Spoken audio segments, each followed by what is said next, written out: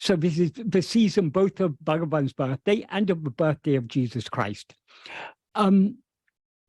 Regarding Jesus Christ, there is a very ancient tradition in Christianity from the time of the early church fathers.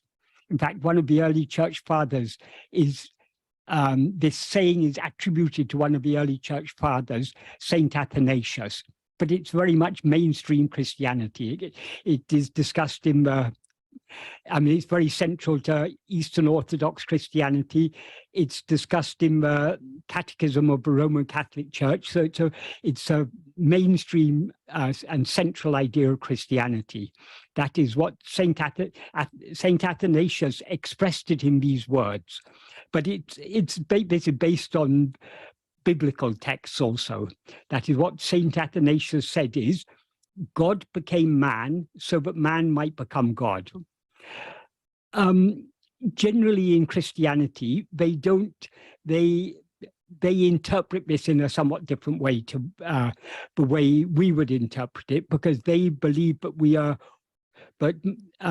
God is always another. We are always separate from God, even though in essence we may be one with God or something. They have their own interpretation of it. But in the light of Bhagavan's teaching, this is a very beautiful saying. That is, our aim is to become God. And so we can say the same of Bhagavan. Bhagavan appeared in human form so that we who mistake ourselves to be this human form might become Bhagavan.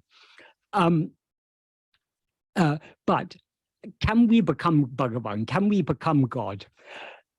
If we were not already God, we couldn't become God, because God is immutable. God cannot be the result of any change. So there cannot be nothing can become God if it is not already God. So in order to become God, we must be God already.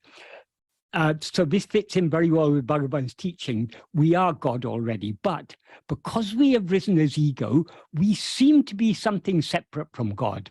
This is what Bhagavan talks about in verse 24 of Upadesha Undiyya.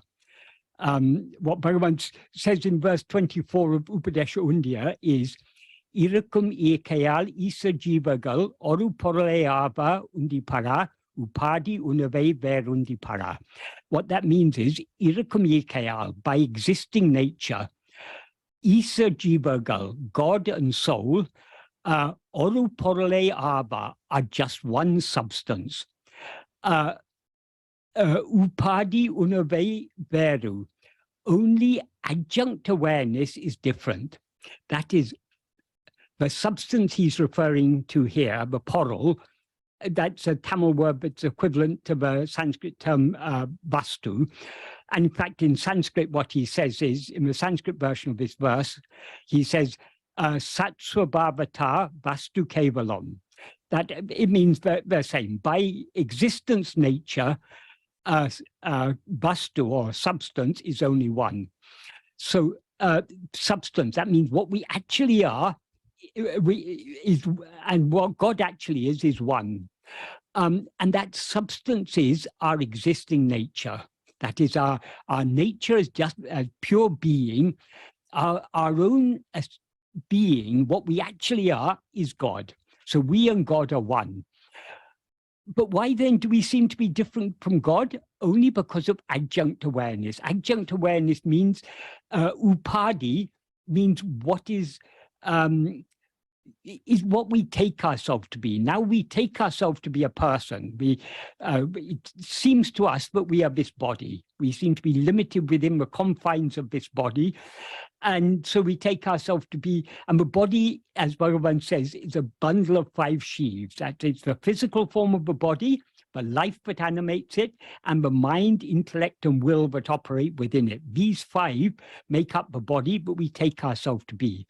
So what Bhagavan calls adjunct awareness is the awareness, the false awareness, I am this body. Because we take ourselves to be this, I am this body, we have limited ourselves as something finite, something limited in time and limited in space. So we seem to be different from God, but God is what we actually are. So our existence as this body, that cannot be if God is what we actually are, this must be just a false appearance. We haven't actually become this body, we just seem to be this body.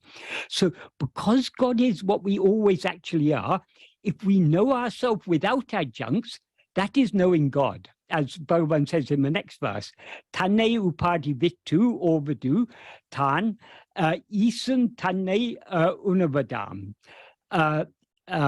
Knowing oneself, leaving aside adjuncts, or separating oneself from adjuncts, and knowing oneself by separating oneself from adjuncts is itself knowing God. Tanai olivadal, because of shining as oneself, because God always shines as ourself. So God is what we always actually are. So how can we become God? We are already God, but we seem to be something separate from God. We can remove this seeming separation by knowing ourselves as we actually are. And as he says in the next verse, verse 26, what does it mean knowing ourselves as we actually are? Knowing ourselves, being ourselves alone is knowing ourselves. So just being as we actually are. What we actually are is God. So if we remain as God, that is knowing ourselves. That is being God. So it's not actually a becoming, but because we seem to be separate, when we remove this seeming separation, it's a seeming becoming, but actually it is just being what we always actually are. So Bhagavan appeared in just like Jesus appeared in human form, so that well, as it put in the Christian terminology, God became man, so that man became God. More in the terminology of Bhagavan's teaching, Bhagavan appeared in human form, so that we who mistake ourselves to be a human form may become Bhagavan. This is also beautifully expressed by Murugan in one verse. I don't know where it's somewhere in Ramanajnana Bodham, among the thousands and thousands of verses of Ramanajnana Bodham.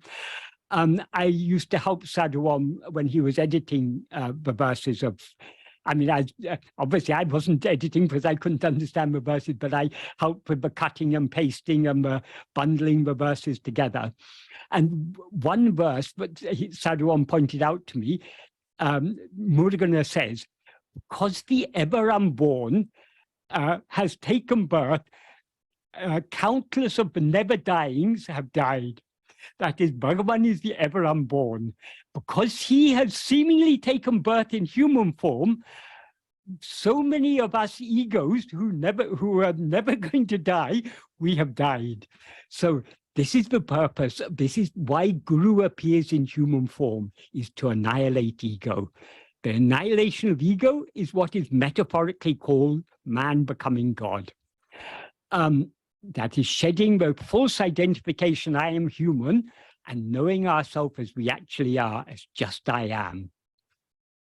So in order to know ourselves as we actually are, we need to investigate ourselves. That we can't know what we actually are without investigating ourselves. So the best and the most appropriate way to celebrate the birth of Bhagavan, or the birth of Christ for that matter, is to investigate who am I.